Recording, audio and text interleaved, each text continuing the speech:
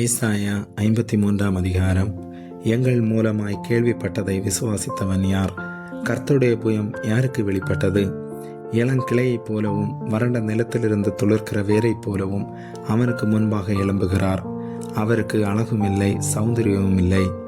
அவரை பார்க்கும்போது நாம் அவரை விரும்பத்தக்க ரூபம் அவருக்கு இல்லாதிருந்தது.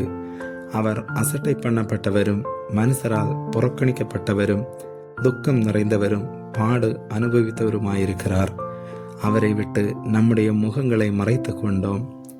அவர் அசட்டை பண்ணப்பட்டிருந்தார், அவரை எண்ணாமற் போனோம். மெய்யாகவே அவர் நம்முடைய பாடுகளை ஏற்றுக்கொண்டு நம்முடைய துக்கங்களை சுமந்தார்.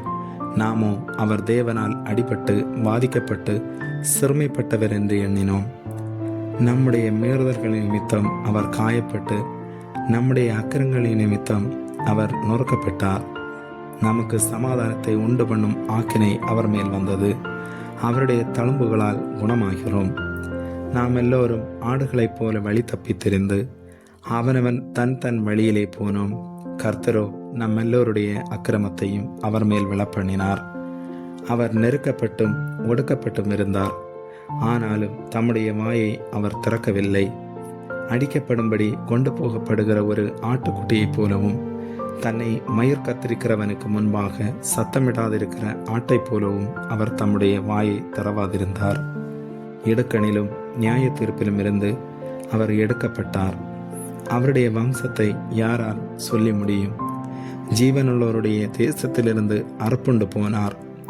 என் ஜனத்தின் மீறுதலின் நிமித்தம் அவர் வாதிக்கப்பட்டார். துன்மார்க்கரோடே அவருடைய பிரேத குழியை நியமித்தார்கள்.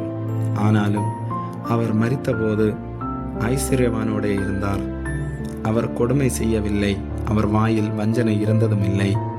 கர்த்தரோ அவரை நொறுக்க சித்தமாகி அவரை பாடுகளுக்குட்படுத்தினார்.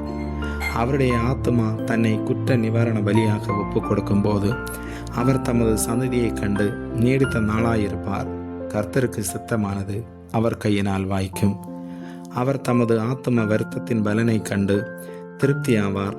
என் தாசனாகிய நீதிபரர் தம்மை பற்றும் அறிவினால் அநேகரை நீதிமான்களாக்குவார். அவர்களுடைய அக்கிரமங்களை தாமே சுமந்து கொள்வார்.